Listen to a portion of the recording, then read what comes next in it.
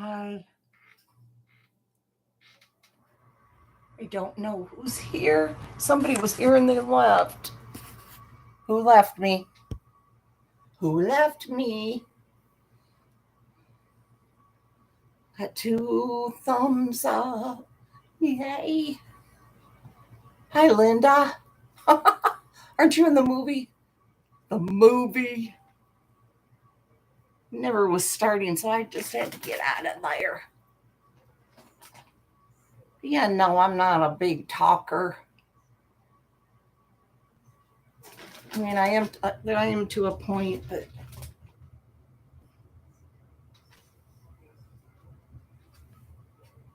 I'm just older than these people, I guess, so. And they're done that. You know what I'm saying. Hey, Linda. Wait, you're watching the movie, aren't you? That's too late. I was going to say we could have you read tonight. Okay, thank you. Thank you. Okay, thank you. Yeah, I get annoyed, you know, even as much as I like them and everything. Sometimes it just gets to be too much. Okay. Can't wait for you to read though, Linda, for real. Either in Carolyn's or here on mine. Steph, are you here? I'll just start reading. Let me pour my water. Moo! Linda said the talking's too much for her, too.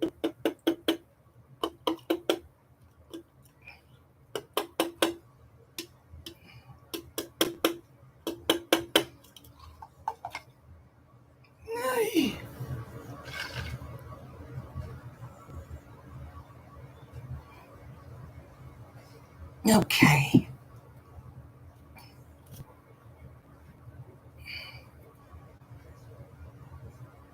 Medis to the, I don't know what that means, but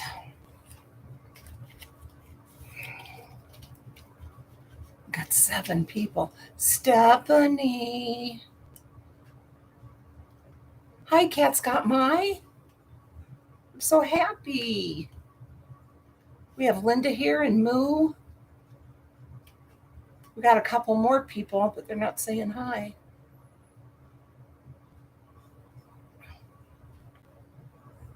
I guess we'll get started in a minute here. I want Stephanie to come.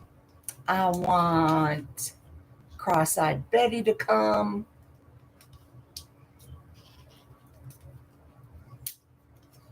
I know Kevin's in the movie.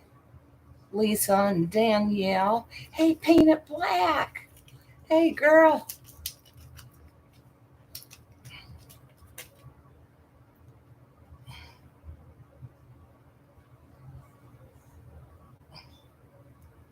Here we go. Let's get some scary stories going, huh? Let's get some going.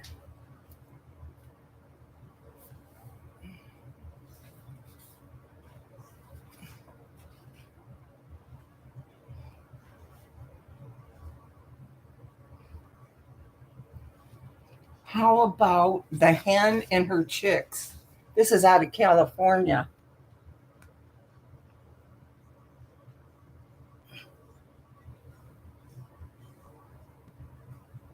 Oh, I do understand. I had a nice bath earlier.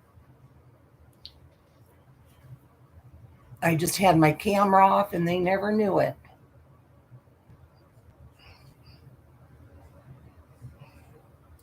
Let me message Davita really quick, okay?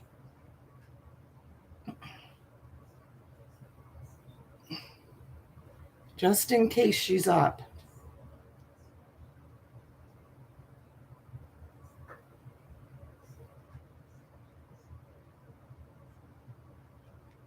I know she said she was going to Dacious today, remember, guys? She was going to spend the day there. I don't know if she was spending the night there or anything. Let's read Spooky California. Oh, do you, Linda? I love those. Hi, Mary. Perfect timing for once. We got our own little reading nook here, our little reading corner. Oh, love baby chicks. The Hen and Her Chicks. I hope this is a good story, though, Linda. You know,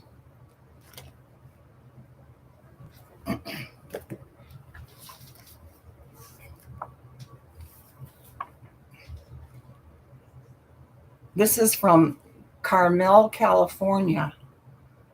It had been gray and cloudy all day. Night fell early. The padre shook his head. Good, Mary. The padre shook his head over the weather as he carefully lifted the hen and her 7 chicks into the bag he had prepared for them. Old Eduardo over in Monterey was ill. When the padre had seen his senora at Mass, he had told her that he would bring them over a hen and chicks to help tide them over while Eduardo could not work. The senora could sell the eggs from the hen, and some of the chicks would grow to be layers as well. The senora was very grateful and thanked the padre again and again. He had meant to start out earlier in the day, but many small tasks had interrupted his plans.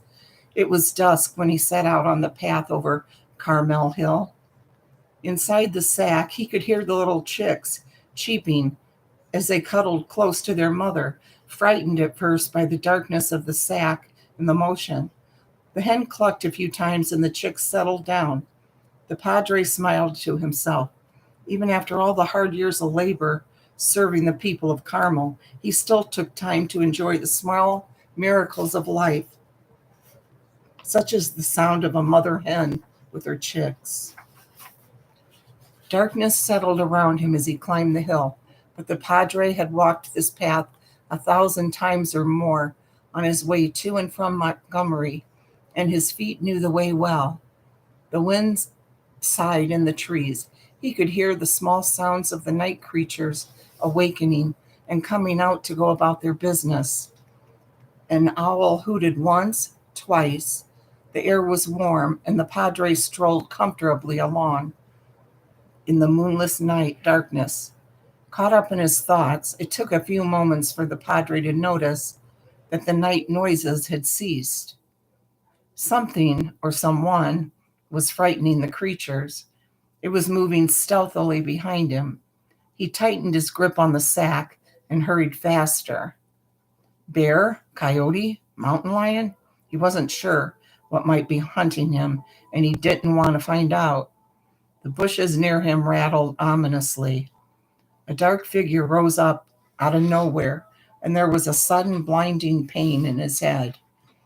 The sack fell from his hands as the padre collapsed to the ground. The robber cleaned the blood off the butt of his pistol and gathered up the frightened hen and her 7 chicks. He bundled them into the sack, kicked aside the unconscious body of the padre, and hurried down the path towards his home. A fine hen and a setting of chicks. A good haul, the man mused. And the padre would probably wake up with a sick headache. No harm done. As he reached his house, the robber swung the sack off his shoulder and opened it. It was empty. The robber stared into the sack bewildered. He felt all the way to the bottom and then turned it inside out. Nothing. How could that be? Okay, paint it black. He had put the hen and her chicks into the sack and held the opening closed all the way home. There didn't seem to be much of a hole in the sack, but maybe part of the opening had had slipped out of his grasp while he was walking, and the hen and her chicks had slithered out. Fuming at the inconvenience, the robber retraced his steps, searching along the path for the hen and her chicks. As he reached the top of the hill, the clouds parted.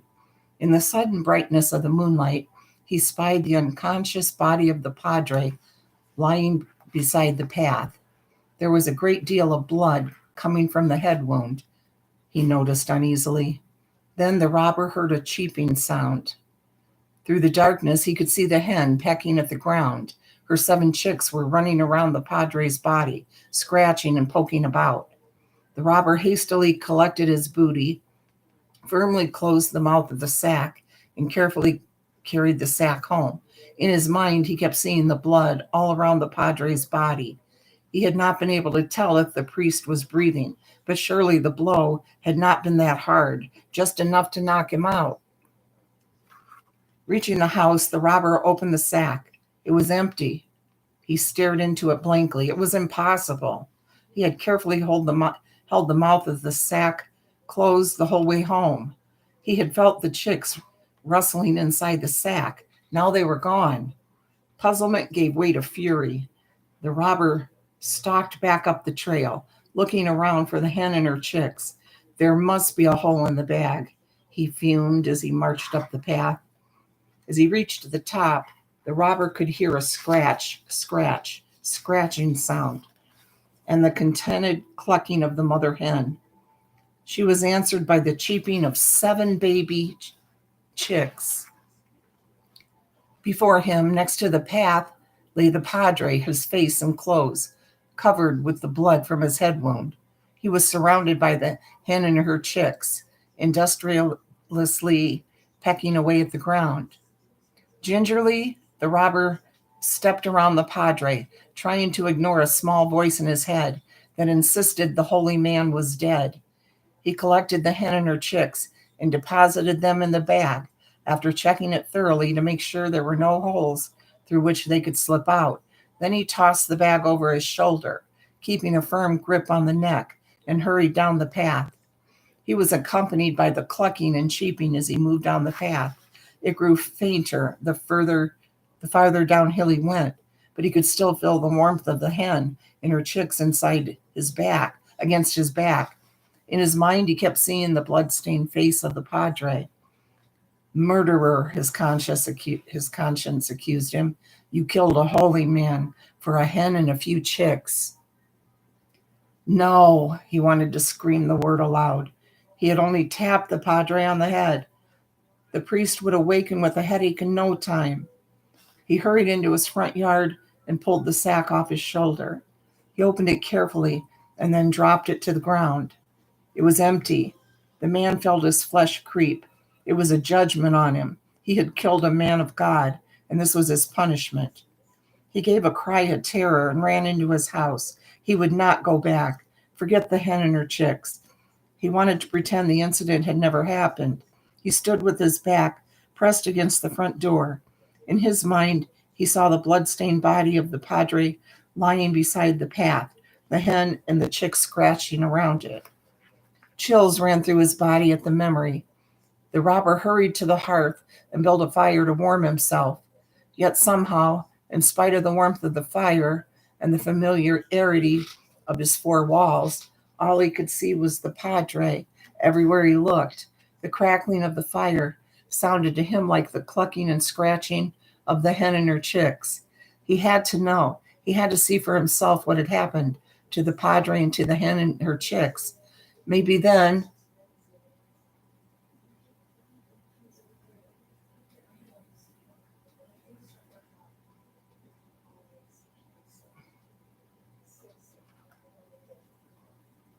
sorry guys, I got a pop-up message right here.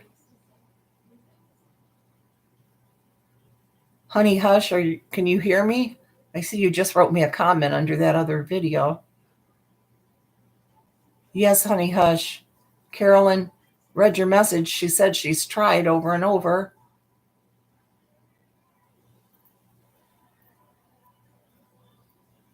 I think she wrote you a message under there, Honey Hush. I'm pretty sure she said she was trying to get you unblocked. She needs your URL.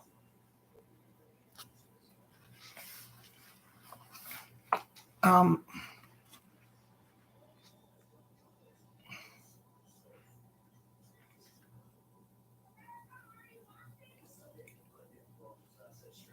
he had to know. He had to see for himself what had happened to the Padre and to the Hen and Her Chicks.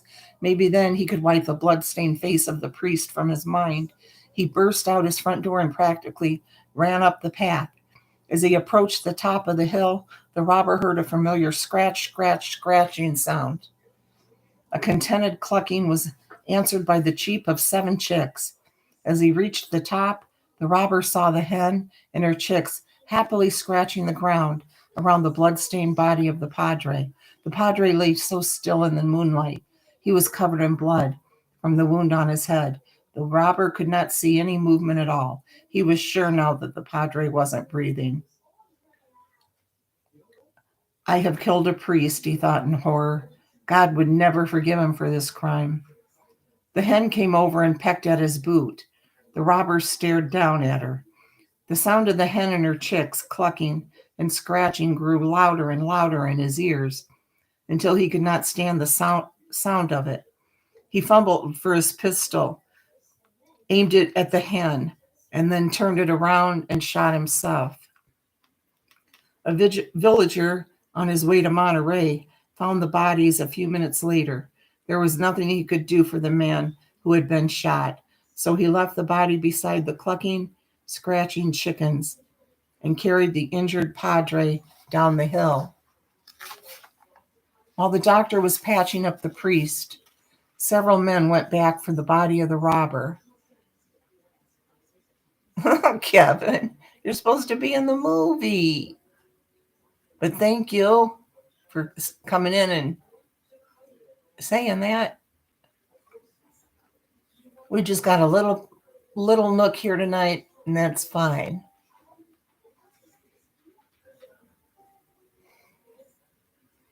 Several men went back for the body of the robber. When they arrived at the top of the hill, the hen and her chicks were gone. The robber was given a Christian burial, and the patched up Padre prayed at the graveside for his eternal soul. Oh, okay, Kevin.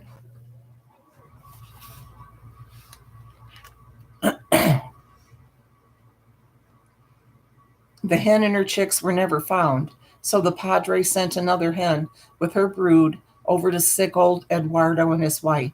They say that on dark nights, folks walking over Carmel Hill can still hear the phantom clucking and scratching of the hen and her chicks.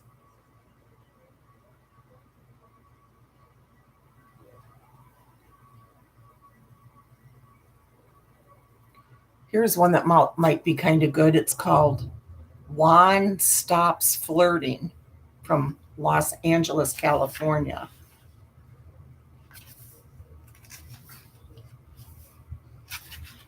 We gotta have at least one good one a night.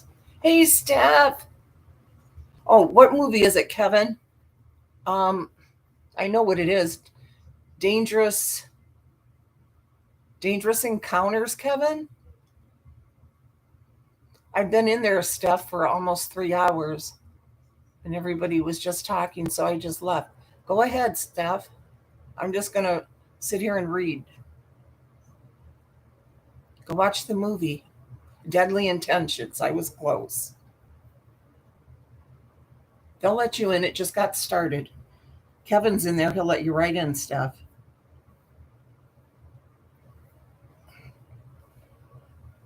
Maria was the mother of a large family. 6 children had she, and she was very proud of them all. Five of her boys and girls had good jobs, were married, and had made her a grandmother. But oh, that Juan, he was her youngest boy, and such a wild one. He had a good job, mind you, and made a lot of money, but he refused to settle down. He was always drinking and carousing around the city and flirting with the pretty girls. Never serious about any of them. Maria was in despair.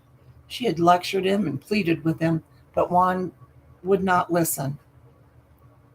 "I am old, my son," Maria exclaimed one day when Juan came to visit after work. "I would like to hold your children in my arms before I die." "Nonsense, mother.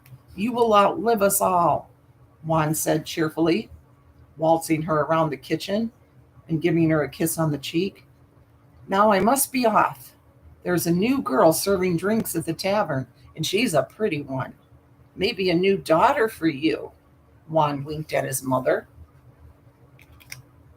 "That's what you said last week," Maria called out the window as her son sauntered away.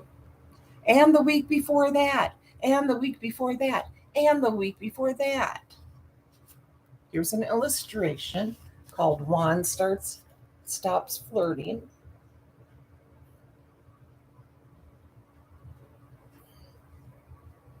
It's kind of creepy. Looks like a widow.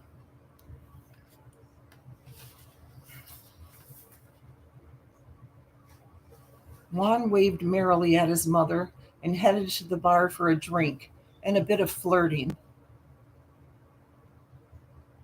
"Oh, Kevin, Carolyn would have made you one. She probably didn't even think about it." For a bit of flirting with the new girl. Not too much, mind you. He was getting tired of pretty girls showing up at his apartment, weeping all over his carpet and claiming he had led them on. Of course, the weepers were much better than the ones who threw things. Ugh, this is taking a turn. And even the throwers were better than the ones who showed up with their parents in tow. He'd had to skip town a few times to avoid them. It wasn't, Juan mused, that he didn't want to get married. He just wasn't ready to settle down yet. There were so many lovely girls out there. Why settle for just one? Juan took a seat at the bar and had a few drinks. The pretty server made him laugh a few times, and he thought about asking her to have dinner with him. Then the door opened, and a beautiful woman, dressed all in black, came into the tavern. She wore a fancy black hat with veiling that softened and blurred her face a bit. Every man in the room was staring at her, unable to look away. She just seethed with sensuality. Juan decided then and there that he was going to ask her out. The woman sat down at a table in the corner. She was immediately surrounded by men wanting to buy her a drink. She fended them off with a wave of her black gloved hand. Her voice, Juan noted, was deep and sultry. He decided to bide his time. He would approach her after she left the bar. He kept drinking and flirting with the server, watching the woman out of the corner of his eye. She had 2 drinks and then got up to leave. The eyes of every man in the room remained glued to her until the door closed behind her. Juan was ready. He had already paid for his drinks. Now he slipped out the back door and around the alleyway to the front of the tavern. The woman was walking slowly up the street. Every move she made breathed sensuality. Juan's heart was beating fast with excitement as he hurried after her. "Senorita, wait, please," Juan called. The woman stopped and turned to face him. The veil obscured her features, and Juan wondered eagerly what she would look like when he drew close enough to see behind the veil. You wish to speak to me, senor?" the woman asked in her deep, sultry voice, the sound of which sent thrills down Juan's spine. This was a woman worth having, he thought as he stopped at her side. "I was wondering if you would like to have dinner with me," Juan asked. To his embarrassment, his voice cracked like it had not done since his early teens. He sounded like an eager schoolboy. All of his polish seemed to melt away before this woman in black. He looked hard into her face, trying to see her features behind the thin veil, but they were blurred. He caught a glimpse of a rounded cheek and the glow of a dark eye. Why would I have dinner with you? You spent all evening flirting with the server, the woman said coolly. Juan flushed. We are just friends, he stammered. Does this girl think you are just friends? Asked the woman. She means nothing to me, Juan said desperately. Please, senorita, please have dinner with me. And if I have dinner with you, what then? Asked the woman. Will you leave me in the morning, like you have so many others? Her sultry voice burned like fire through Juan. His body was aflame with a desire. In that moment, Juan would have said anything, done anything to persuade the woman to have dinner with him. I would never.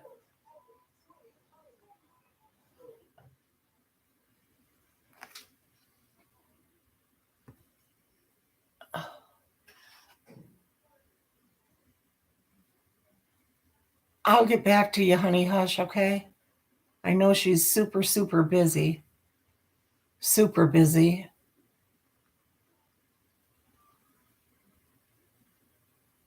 Super duper busy.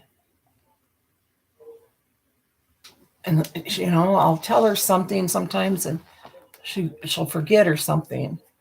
But it's because she has so many other people telling her stuff too.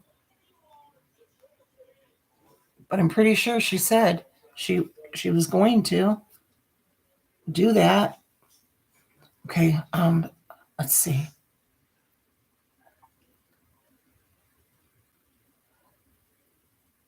I would never leave you, senorita, Juan swore rashly.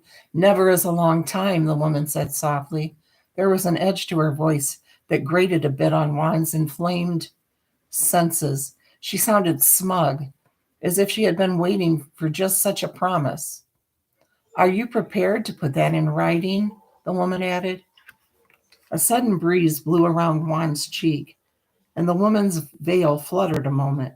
Underneath the veil, Juan caught a glimpse of fathomless black eyes lit by tiny red lips, of pointed white teeth, almost hidden by blood red lips. For the first time, he noticed that her hat was perched upon her head strangely, as if it was covering two small horns. The woman pulled her veil back into place with one hand. In the other hand, she now held a large book. Oh, okay. Nice you're here anyway, Bergstrom. Thank you for coming in. Good morning, Leslie Romani. I hope you guys enjoy the stories. Thank you for coming. Um, the fire in Juan's blood turned to ice. He backed away suddenly, staring at the veiled face of the woman and then at the black book she carried. What had she asked him to do? If you sign the book, I will have dinner with you, the woman in black said enticingly, but her voice had lost its charm. All Juan could think of was the glimpse he had caught of black eyes lit with red flame, of pointed white teeth, almost hidden behind a blood red mouth. Juan let out a terrified shriek, Hi, little lady, and ran down the street. Behind him, he heard the woman laughing. A mocking voice called, What? You do not wish to flirt with me, Juan? Juan ran for his life. He had he had never told the woman, or whatever it was, his name.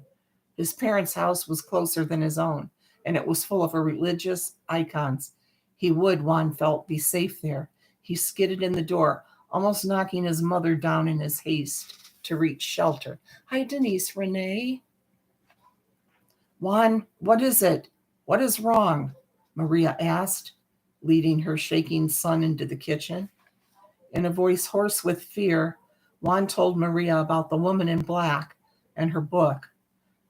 I think it was the devil, Juan concluded, a shudder passing through his body. I think the devil was trying to make me sign over my soul. Maria nodded her head, but very wisely said nothing, although she wondered if this demonic encounter was the answer to her prayers for her son. Hi, Kathy Greenier. She offered Juan some tea and then tucked him into the spare bedroom for the night. Maria did not see much of her youngest son for the next several months. Then one evening he called and invited himself to dinner. He brought with him a very pretty, very religious girl whom he introduced to both his parents. They had, Juan explained, met at church. Maria was impressed. Never before had Juan brought a girl home to meet them, and in the past he had refused to attend church. After dinner, Juan announced his engagement to Therese. His father gave a hearty shout of congratulations and shook his son's hand. Over his father's shoulder, Juan met his mother's eyes and grinned ruefully. Maria grinned back. Then she stepped forward to hug her youngest son and his bride-to-be. Juan had stopped flirting at last.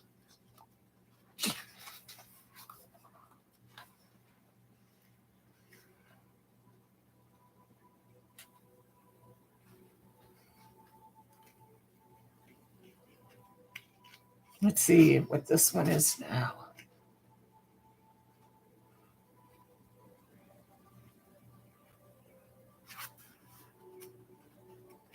Don't want to read something boring.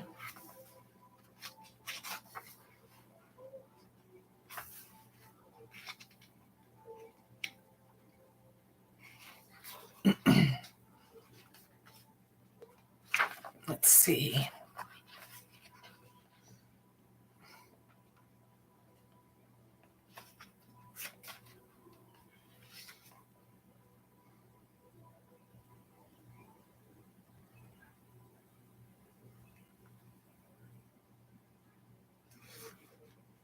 Here's one called To Your Health from Sacramento.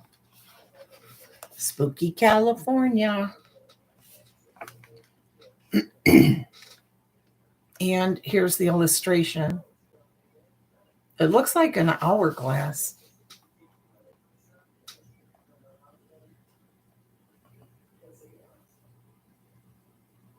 But it's a little different. How long? 33 minutes. Your granddaddy was 50 years old when he set out by wagon train for California. The year was 1850, and all the nation could talk about was gold, I told my little niece Emma, who was perched upon my knee. We sat on the porch in front of my house. He was in poor health, and he could not pan for gold. His plan was to set up a mercantile full of merchandise the miners needed. Food, clothes, tools for digging. He packed up his wife and 2 sons, and they came to California. The wagon train was plagued with troubles. They were attacked by Indians. They were threatened by a tornado. They lost some of the group in a flash flood, but eventually they reached Sacramento, and your granddaddy and his family opened a store.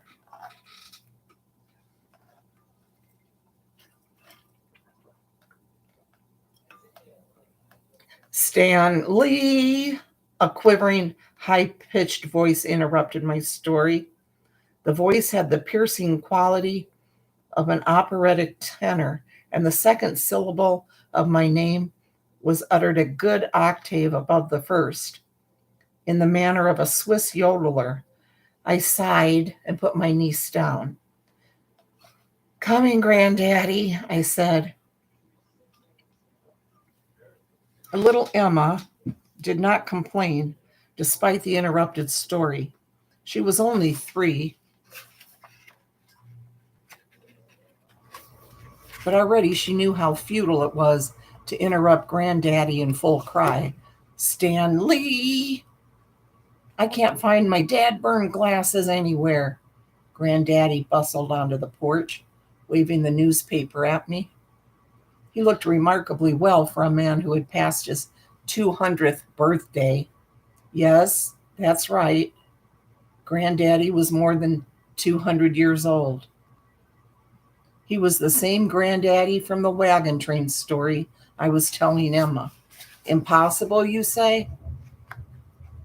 I only wish it were, but like the best antiques and the family scandals, the eldest son of each generation of my family for the last 120 years had inherited both the family estate and good old Granddaddy. Granddaddy said it was the balmy climate of California that resulted in his good health and his very, very long life. Before he came to California, Granddaddy was a sick man. His health had been poor all his life, and he hadn't expected to live long enough to make his fortune when he came out west. But the salubrious climate of our fair state had quickly cured him of his illnesses, of all illnesses. It even cured his trick knee. Grandma and both her sons had died of old age, somewhere in their 90s. We are a long living family, but Granddaddy just kept on going. That is weird.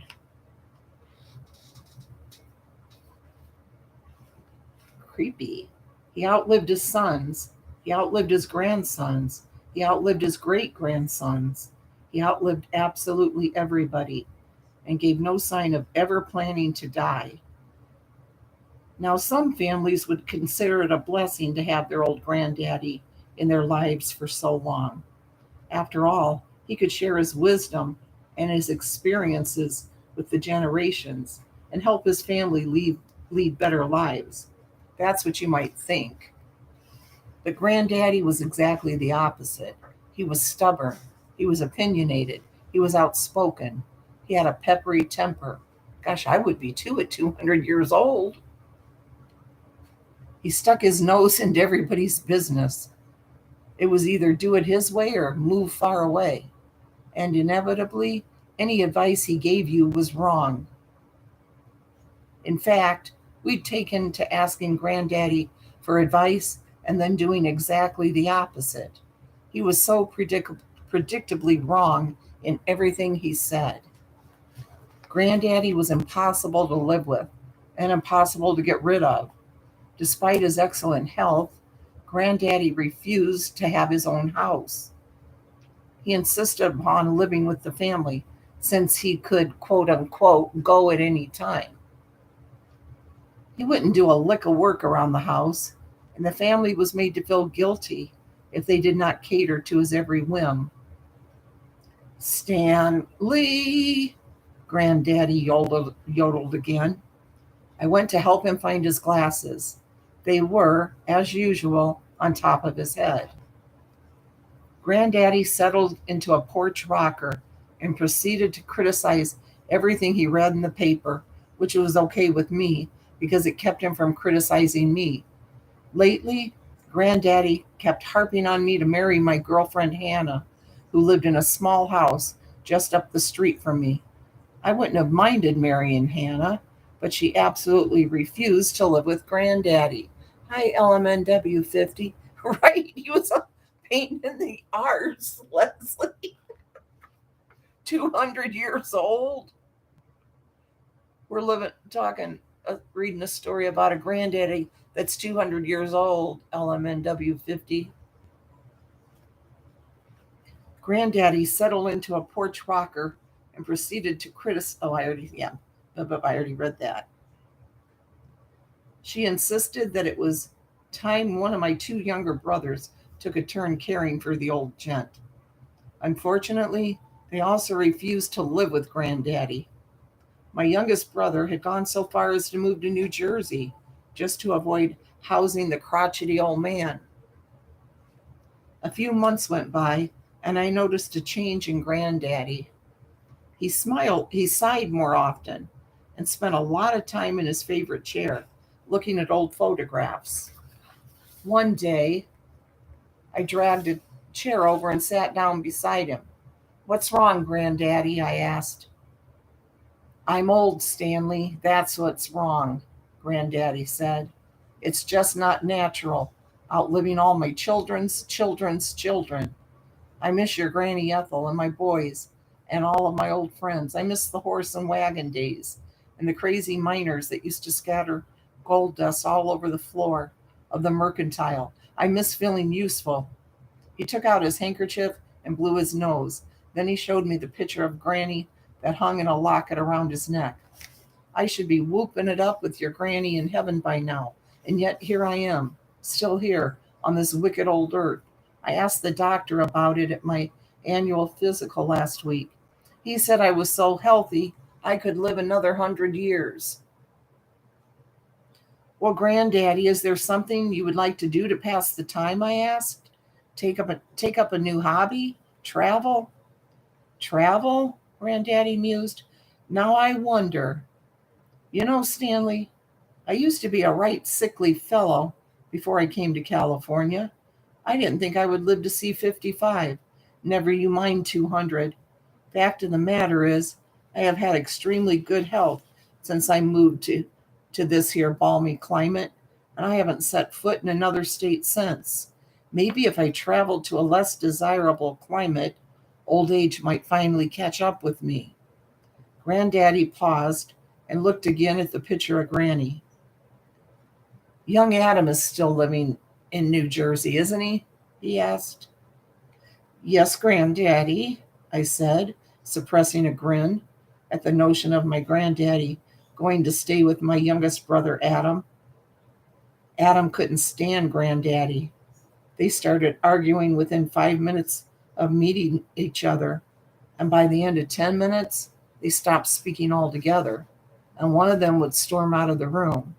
Well, that's settled then, Granddaddy said, perking up. I'll go stay with Adam for a spell and see if old Mother Nature can finally catch up with me. If I'm lucky, I'll come home in a casket, and you can bury me beside your granny at last, Stanley. What do you say? Granddaddy, you could hardly expect me to wish you dead, I protested. Granddaddy chuckled. No, you are a good boy, Stanley, and I know you love me in spite of your grumbling. But you can't deny that I'm standing in the way of you marrying your girl. Oh, I know all about it. She can't abide my bossing, and I'm too old to change my ways. This way is best. You'll see. And Shorty, I'm Mary Headed Elves. I gotta get another drink. And Shorty, that's right. Where's our Alicia? I'm glad you made it too, Mariette.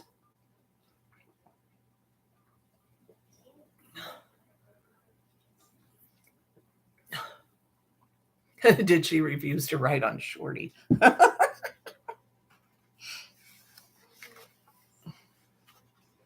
Granddaddy jumped up from the chair, still as spry as a young man of 20, and went to phone my brother Adam in New Jersey. Poor Adam wasn't given a chance to say no. Granddaddy told him in no uncertain terms exactly when he would arrive and what type of meal Adam's wife was expected to serve the first night. Then he phoned the airline and bullied them into giving him a first class seat for coach fare. Before you could say Jack Robinson, old Granddaddy was on a plane bound for New Jersey, and I was free to do as I pleased. I confess I missed the old man, though it was nice to have Hannah over as often as I wished without the inevitable clashes she used to have with Granddaddy. It was such a pleasant interlude that I finally dared to propose, and Hannah accepted. Then the news came from New Jersey. Granddaddy had taken a turn for the worse. Within a week, Granddaddy had passed away of extreme old age. Thank you, Leslie, for asking people to hit the thumbs up. Thank you.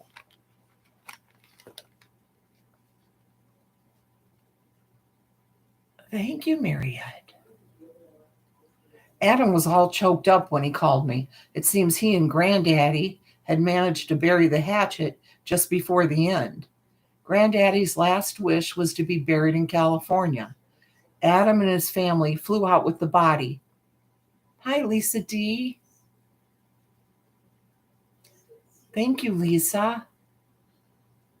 They're all in the members' Zoom watching a movie Deadly Intentions, I think is the name.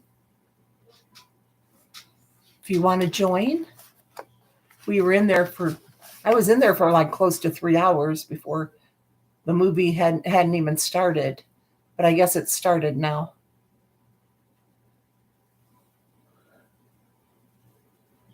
And you missed the auction. That lady, Lisa, had that New England thrifter. She had several Kewpies. You know you get scared though, Lisa. But okay, these are scary stories. This one might not be too scary. Granddaddy finally died at 200 years old.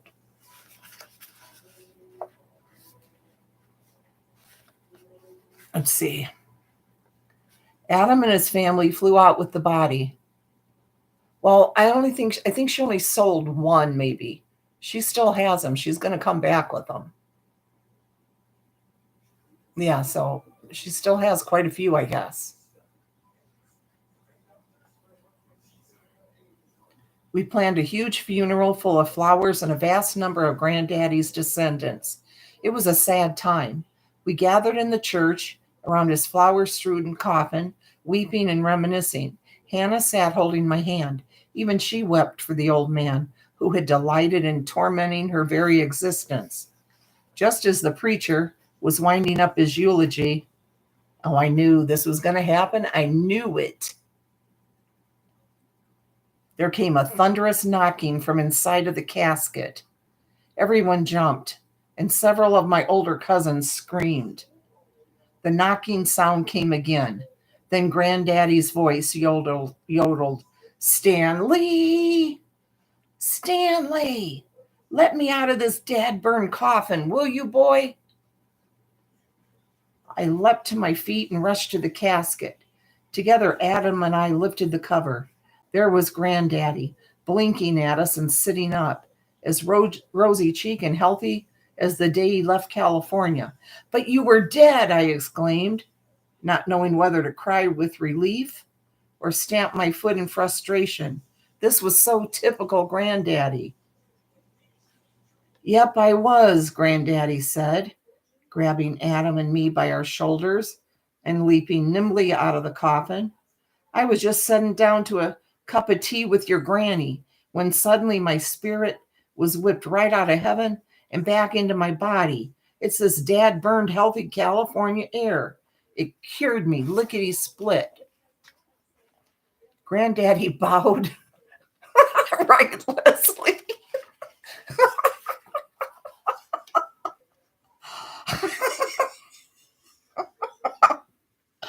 Granddaddy bowed to the assembled mourners. Sorry to put you folks to so much trouble, he said to his descendants. Take some of these flowers with you when you go. He turned to me and whispered, You have a funeral lunch planned, don't you? I nodded, too amazed to speak. Granddaddy straightened up and announced, I'll see everyone for lunch at 1 o'clock over at Stanley's place. Now be off with you. Granddaddy was still as bossy as ever. He hurried the assembled relations out of the church. In a matter of moments, only Adam, Hannah, and I remained behind. Hannah was comforting the pastor and the funeral director, who were both overcome with shock. You seem to be taking this rather well, I said to Granddaddy. I thought you wanted to be with Granny in heaven. I do, lad, I do, said Granddaddy. Heaven was a grand sort of place, and your granny is prettier than a picture. But I reckon the good Lord must have sent me back for a reason, so I'll just have to bear up and wait until my appointed time comes. Now, just a minute, old man, Hannah said, coming to join us. I do not begrudge you your extended life, not one bit, but I insist on you living in your own house while you remain healthy. Stanley and I have waited long enough to get married, and we're not going to wait another minute. Granddaddy chuckled delightedly. All right then, girl. Do you have a place for me to stay? You can live in my house. It's just down the block from Stanley's place, close enough to visit every day, but far enough away from us to have some independence. Right? Done, Granddaddy said. He and Hannah shook hands. Then we all went back to my place and ate a splendid funeral lunch.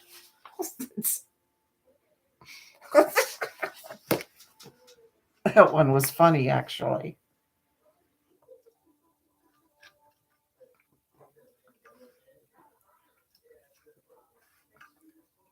Let's see what one we got now.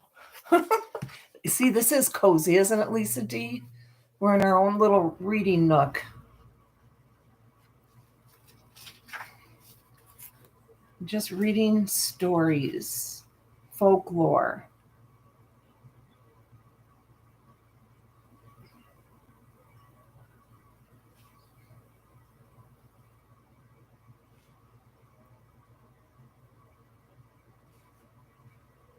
Let's see. What else can I find here that doesn't seem like it'd be too boring?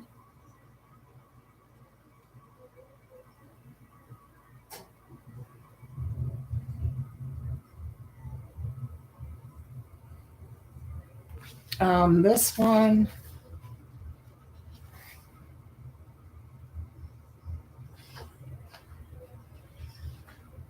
Okay. The Candle from Los Angeles.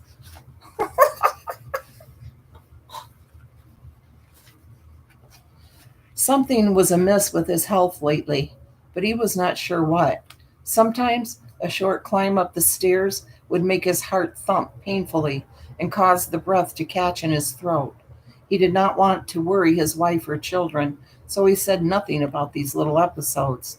But he decided that he would mention them to the doctor as soon as he had a chance to go. Things were very busy at the moment, and it didn't seem worth the bother of complaining over some shortness of breath. Still, something was not right. That's nice of you, Berg. Dog sit.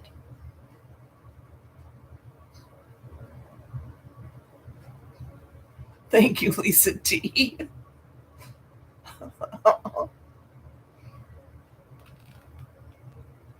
Just not as adorable as you are when you're doing your thing. I love watching you. Several weeks passed. He was growing alarmed by his weakness. A full day's work exhausted him so much that he had no strength left to do the nightly chores or play with the children. Everyone noticed it now. His wife insisted that he visit the doctor. They were too poor to keep a carriage, and his eldest son needed the horse to get to his job across town. So he decided to walk to the doctor's clinic the next morning after the chores were done. What with one thing and another, he did not get started until close to noon. So his wife packed a satchel with a nice chicken and some bread to eat as he walked.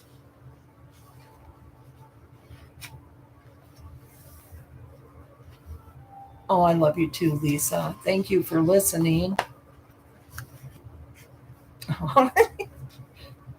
Nice, Berg. Thank you, Leslie. The chicken smelled so delicious it made his mouth water. He was looking forward to his meal. He decided to stop and light a small fire at the halfway point. He could rest a while and warm up the chicken. Weariness overtook him. Moo, moo, moo. Weariness overtook him sooner than he thought. He sank down at the foot of a tree, clutching his chest and breathing heavily until the episode passed. He was visiting the doctor just in time, he thought. After several minutes' rest, he gathered some wood and lit a small fire. The chicken was soon heating up, and it smelled better than ever. As he poked at the fire with a stick, an old man walked by and asked him for a bite. He looked up at the old man, and his eyes narrowed. The old man seemed too big somehow, as if something supernatural were trying to disguise itself. One of the gifts handed down in his family was the ability to recognize spirits, and he knew at once that the old man was really St. Peter, walking the earth in disguise to test the good and punish the evil. Good night, LMNW. It won't be much longer for me either. It's been almost an hour.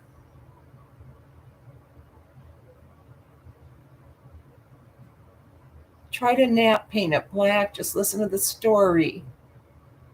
Close your eyes. Night, LMN.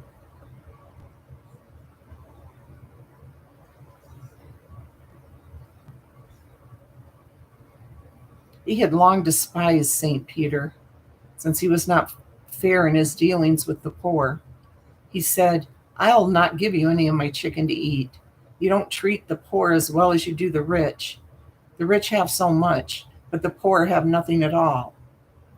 Recognizing the justice of his words, St. Peter walked away.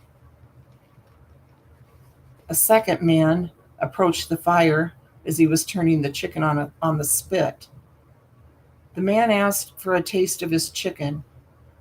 He recognized the man as St. Anthony and said, I will not give you a bite, St. Anthony, because your bishops receive so many offerings, but they don't share the money with the poor. Recognizing the justice of his words, St. Anthony walked away. Aw, thank you, Mariette Els. That's so sweet. You didn't have to do that, but I really appreciate that. Thank you. Very sweet. Hi, Debbie Brett.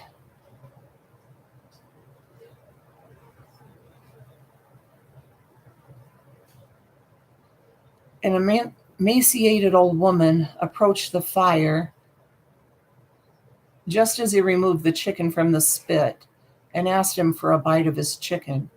He immediately recognized her as Death. Ugh. He handed her a chicken leg, saying, Please take and eat of my chicken, Lady Death. You do not play favorites, but take the souls of both rich and poor. Lady Death sat down companionably beside him, and they ate the chicken and the bread together. Where are you going? Lady Death asked him. I go to visit the doctor, he told her. Lady Death shook her head. You do not have time to visit the doctor, she said. Your life light grows dim. She waved a hand. The world around them grew dark. Within the darkness, he could see lights glowing in every house around them. Ooh, I'm getting chills right now.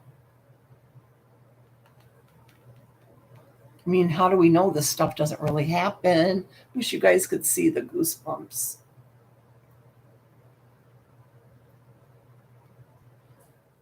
Within the darkness, he could see lights glowing in every house around them. They are life lights, Lady Death said. The brightest lights are the children. The weakest are the old and dying. See, there is your house.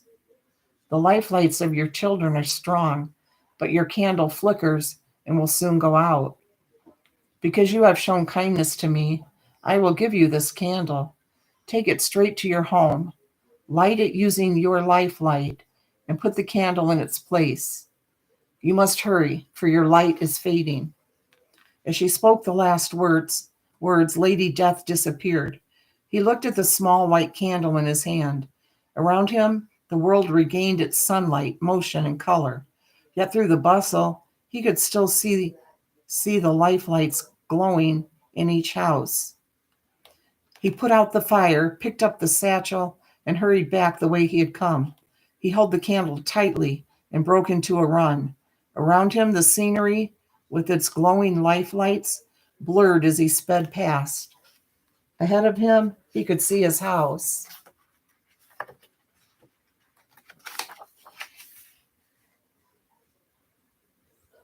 Here's an illustration right here.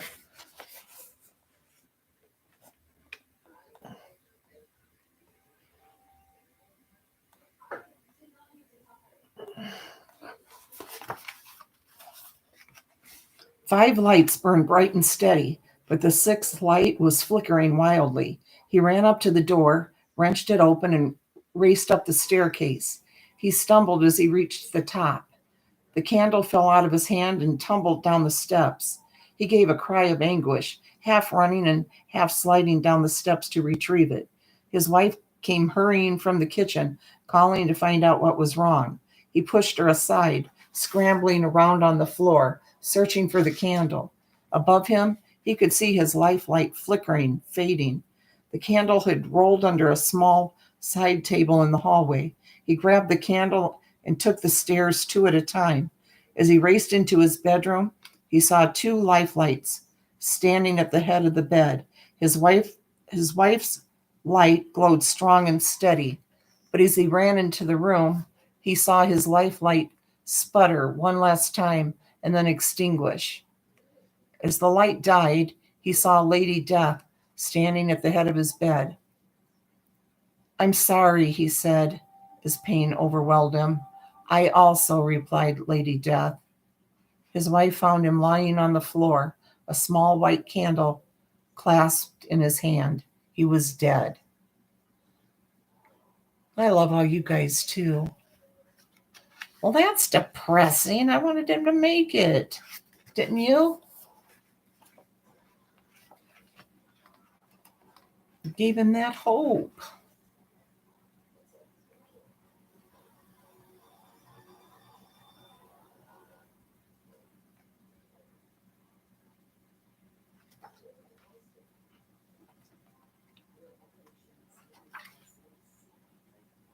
This one's called I Know. May I Carry Your Sack, from San Francisco. And here is the illustration.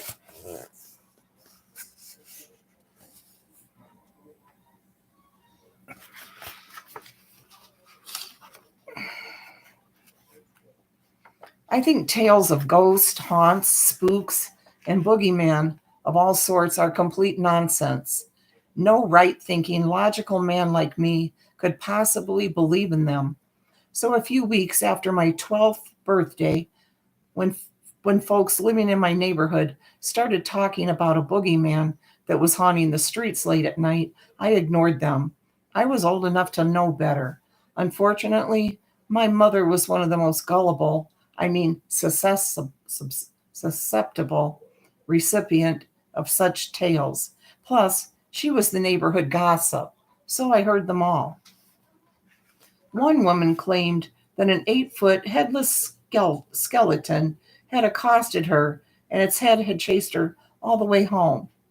An old man said that a tiny child with demonic red eyes had whispered to him in the dark as he passed the place where it stood.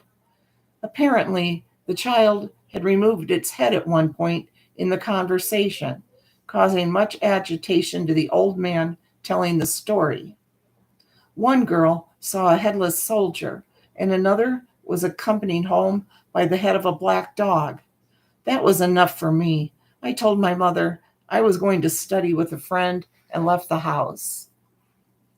My friend Doug lived about a 10-minute walk downhill from our house. When I arrived, I told him about our local boogeyman, and we laughed until our sides ached. Then we took out our homework and got busy studying until dinner. After dinner, Doug's father challenged me to a game of chess.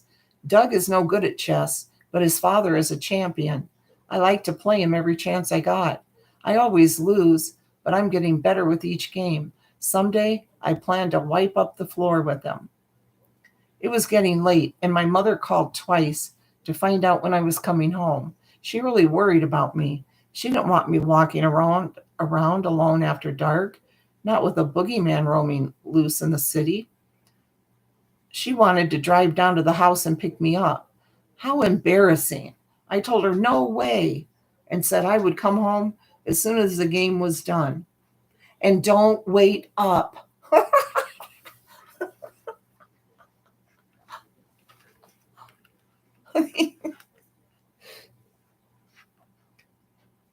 And don't wait up, I added for emphasis.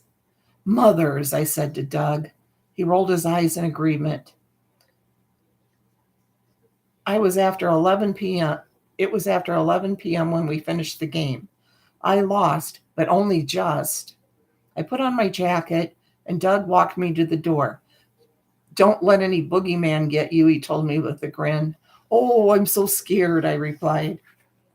"Maybe you should call me to let me know you got home safe," Doug said mockingly.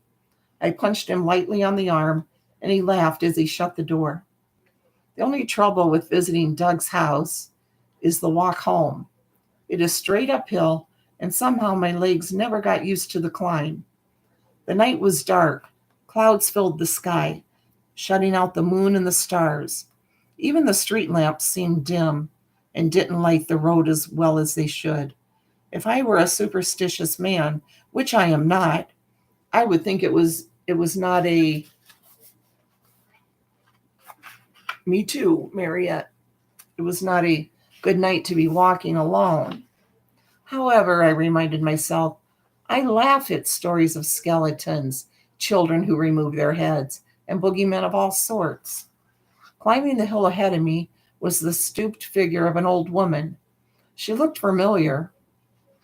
Old Sarah, I think she was called. She lived mostly on charity, and my family tried to help her out whenever we could. My mother would not be happy to hear that old Sarah was out roaming the streets on such a chilly night. I hurried to catch up with her. As usual, she wore a hodgepodge of clothes and had wrapped a tattered shawl around her head, totally obscuring her face. She carried a very heavy sack that caused her to walk partially slumped over. She could barely keep it off the ground. "Sarah, what are you doing out so late?" I called as I caught up with her. The wind picked up a bit as I spoke. Suddenly the air was cold as ice, and my arms broke out in goosebumps. "May I carry your sack for you?" I added, remembering my manners. My mother would kill me if she found out I let Sarah carry such a heavy load without assistance. Silently, old Sarah handed me the sack. It was so heavy I almost dropped it. I shivered again. "What a nice boy," Sarah said as we started walking up the hill. At least I thought she said it, but the voice had come from the sack, not from the figure walking beside me. Yes, I loved that one too, Leslie the Hermit. A lot of people from last night said they really liked that one. That was good.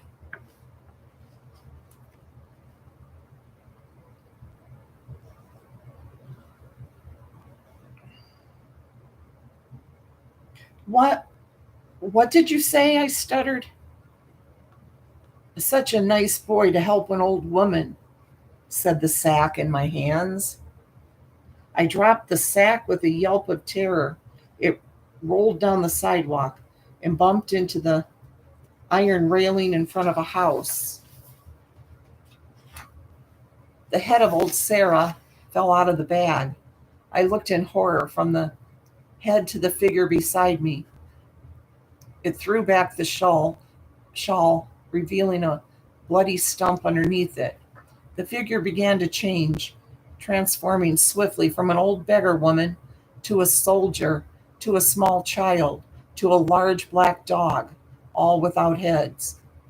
I gave a shriek that could have shattered glass and ran uphill towards my house as if all the demons in hell were chasing me. I could hear the head laughing. It began bouncing up the hill behind me. "Come back, good boy, come back," the head yelled with each bounce. The voice was getting closer, but my house was right ahead. I leapt up the steps and hit the door handle hard, hoping my mother had left it unlocked. She had. I fell in the door, right at the feet of my mother, who had been anxiously looking out the window to see if I was on my way home. She slammed the front door, and we both heard the head bounce against it and tumble away down the steps. It wailed loudly as it rolled down and down the street. Slowly I sat up and looked at my mother, who was leaning against the front door, breathing heavily. Well, young man, my mama said after a moment, I hope that teaches you to come straight home when I call. Yes, mother, I said, swallowing hard. She helped me to my feet and got me a cup of hot cocoa from the kitchen to take up to my room. As I shakily mounted the stairs, I decided I had better rethink my position on boogeymen and maybe even ghosts in general. Perhaps I had been a bit hasty in dismissing all the stories as complete nonsense. Perhaps. A bouncing head.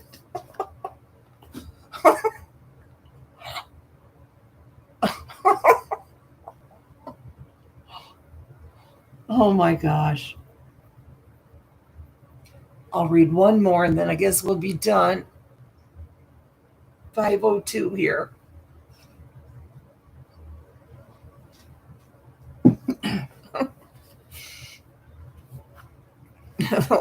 Lisa, I remember how scared you would always get.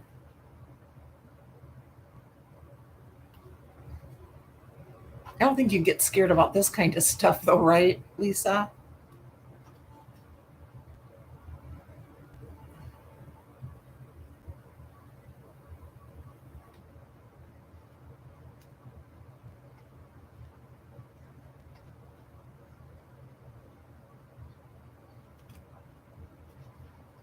Let's see.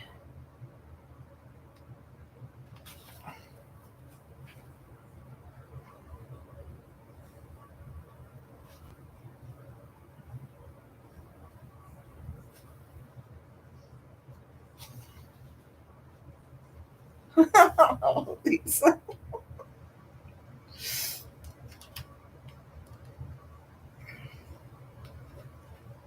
I don't want to read about Bigfoot. We read one about him the other night.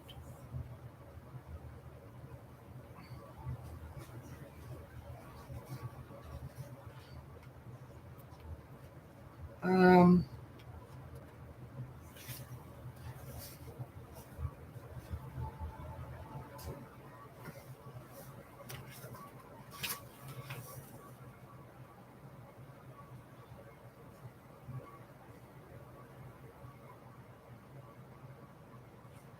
okay, let's see. This one looks like it might be all right.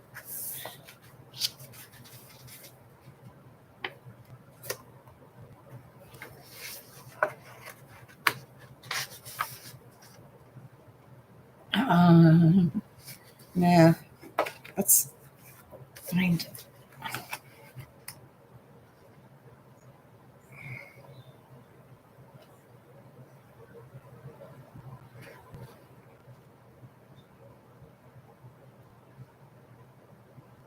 Is your computer messing up?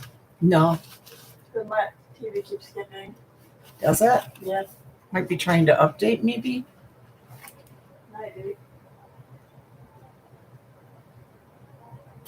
Okay, this one, we're going to Michigan on this one. Hi, Tracy Claus.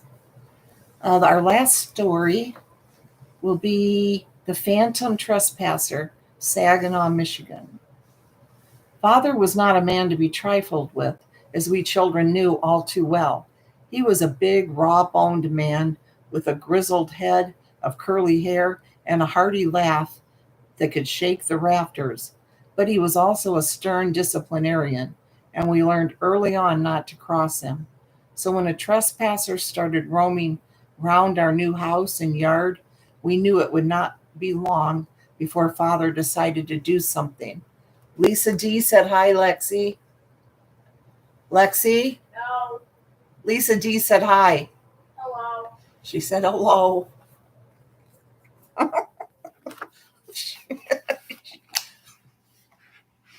She thought I was going to ask her something, I guess. She's being silly. My brothers had seen the dark-haired, wrinkled old man from time to time wandering near the house. Once I saw him in the kitchen, disappearing through the back door, literally through the door, for it was closed at the time. I decided not to mention that incident to Father. He already thought I was a silly girl with a head full of boys and other nonsense. If I told him our trespasser was from the other realm, he would probably send me away to a convent until I was 40. And Leslie Romani said hi to you too, Lexi, Hello. and Tracy Kloss. Hi.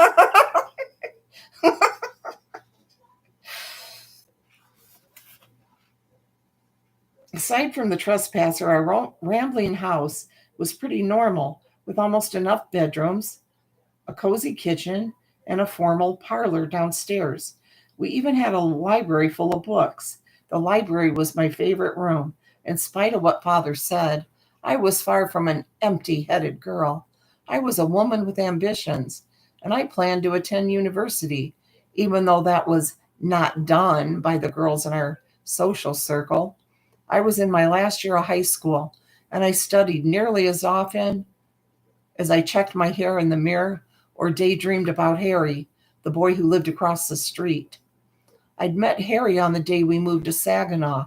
He was studying to be a doctor, and he was almost my beau. That was another thing that I didn't mention to Father, for fear he would shoot right through the roof. Harry was intrigued when I told him about our Phantom. Together, we started asking around our neighborhood to see if there had been any unexpected deaths or tragic happenings connected to our house that might explain the ghost. We struck gold when we went to interview the old woman who lived in the house right behind ours. According to Mrs. Smith, a previous owner had died of heart failure in the front parlor. His name was Mr. Taylor, and he had been obsessed with his house and its grounds.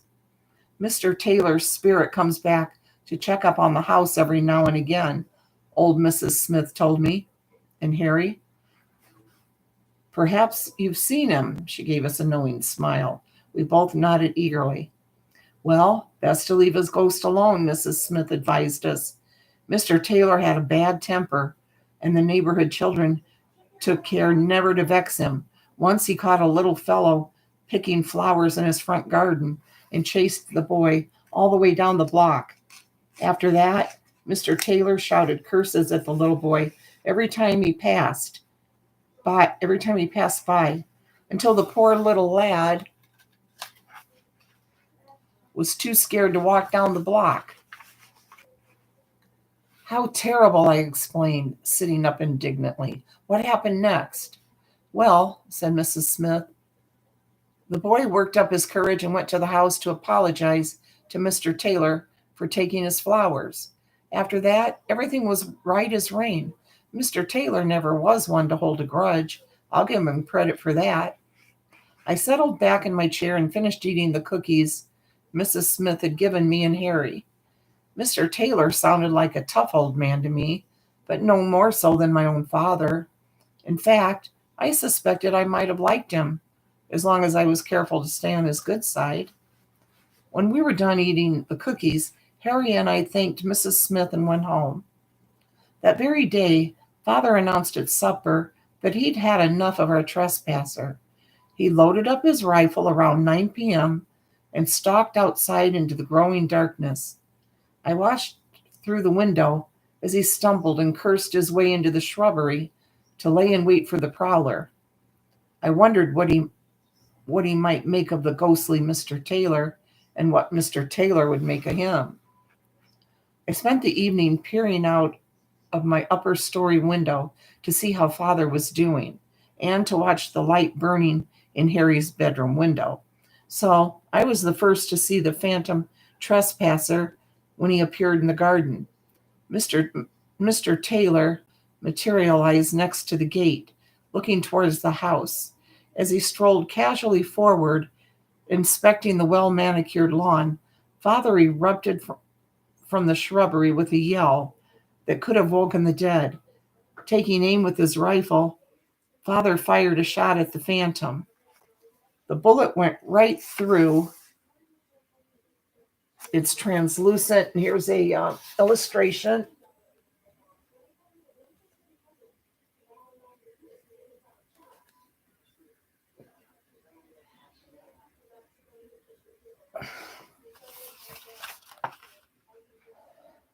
The bullet went right through its translucent body and lodged in a nearby tree. To my surprise, the ghostly Mr. Taylor stumbled a bit and clutched at his arm as if the bullet had stung him. Lisa. He gave Father an angry glare. Then he vanished into thin air with a small popping noise like the sound of a cork coming out of a wine bottle. Inside the house, my mother was exclaiming in fright over the gunshot, and my brothers were cheering and running down the staircase to the front hall. The boys wholeheartedly supported Father's method of dealing with trespassers, and they were at an age that anything having to do with blood and gore appealed to them mightily. I followed my family out onto the porch. To my surprise, I found Harry there, beating the bushes with Father.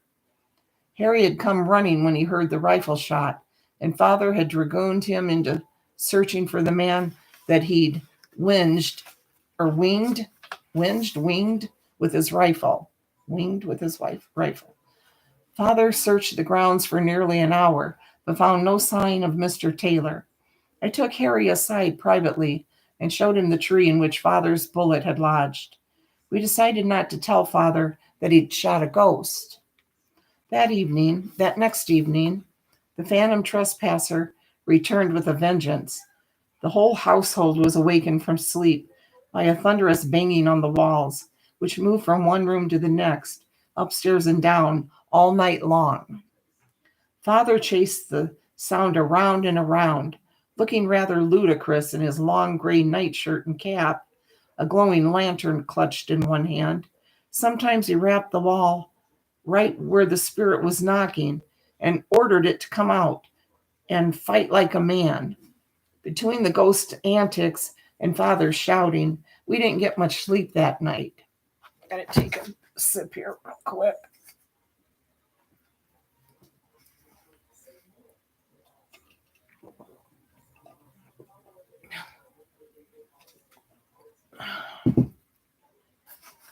In the days that followed, the ghostly Mr. Taylor appeared to escort us out of the yard every time any one of us left the house. I didn't mind a bit, since the fellow doffed his hat to me and behaved in a very gentlemanlike fashion. He was courteous to Mother, too, and he shadowboxed with my two young brothers, much to their delight. Thank you, Tracy. He seemed altogether solid when he was in the shade. It was only when he stepped into the bright sunlight that we could see through him. He even bowed to Harry when my beau came home from his summer job. Harry was taken aback at the sight of the phantom, whom he had heard about but had never seen before. But he recovered quickly and bowed back politely, remembering what Mrs. Smith had told us about the ghost's fiery temper. This is Michigan, by the way, guys. Aw, thank you, Leslie Romani. You didn't have to do that. But that's really sweet. Thank you. Thank you so much. Now, I don't like to eat. You can tell, Leslie, because I am skin and bones. The doctors want me to put on weight. They always are telling me that. You need to put on weight. We're really worried. Thank you. That's sweet. Let's see. It was a completely different story with Father. As soon as he stepped from the porch, the phantom would appear with a martial light in his eye. I don't know what that means. He would silently rant at Father and dog his steps out into the street. Father took to peering anxiously through a window before he left the house, and then he'd make for the road at a dead run. His strategy never varied, and it never worked. My brothers and I found the whole situation hilarious. Let's see.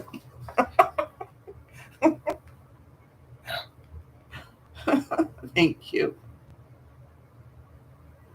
Though we smothered our giggles with our hands, lest Father hear us, and Tanner hides for the crime of disrespect.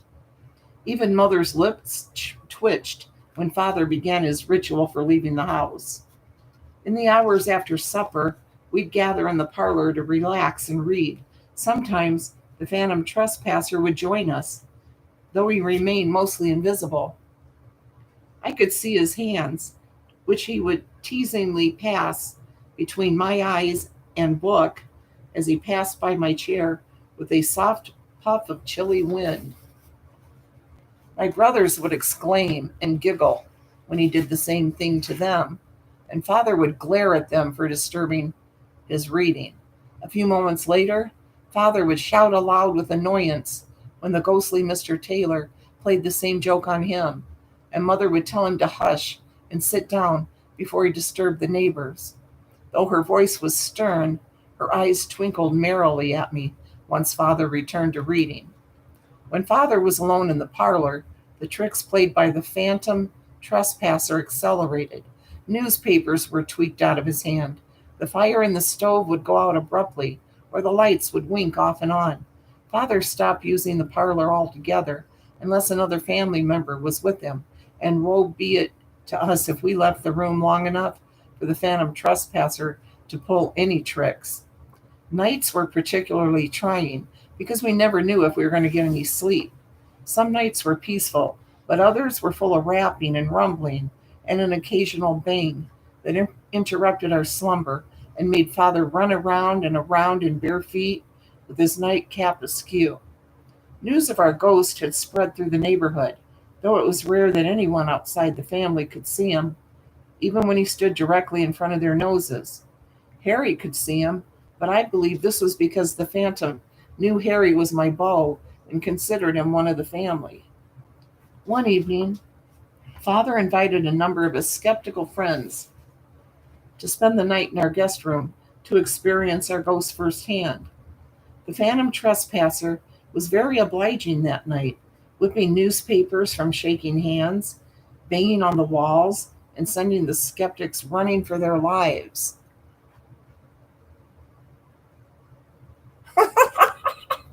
I know, Marion. Hey, Josie. You too, Josie.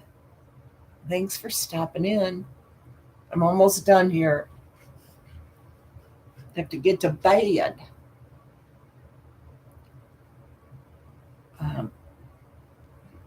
The Phantom may have enjoyed himself hugely that evening, but Mother had had enough.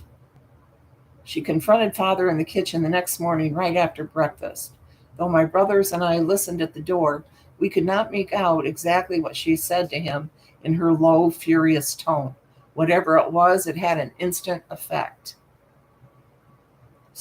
Scowling fiercely, Father marched out the front door, down into the yard, and apologized to the ghost of Mr. Taylor, who had appeared as usual the moment Father's foot touched the front porch. It was a fulsome apology indeed, starting with his inexcusably rude behavior in shooting Mr. Taylor and ending up with his subsequent inhospitable and offensive manner.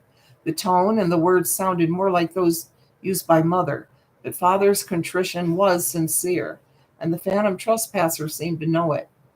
When Father finished speaking, the ghostly Mr. Taylor grasped his hand and shook it enthusiastically. Then he waved to my brothers and me, who were watching from the porch, and marched down the front walk, vanishing when he reached the road. I told Harry the whole story when he came over after work. I'm afraid that's the last we'll see of the Phantom Trespasser, I said with a sigh. I grew fond of our ghost despite his antics. Not necessarily, Harry predicted with a smile. And he was right. The nocturnal noises and the parlor tricks ceased after Father apologized to Mr. Taylor's ghost. But the Phantom Trespasser would still occasionally appear in the yard near our house, bowing to Mother and me, shadow boxing with the boys, and nodding politely to Father, which made me glad. That's it. Well, that's a friendly ghost, right? Thank you guys so much. Have a wonderful day. I think everybody here pretty much is starting their day. And I'm going to bed. Night, guys. Thank you. Thank you so much. Bye. Love yous.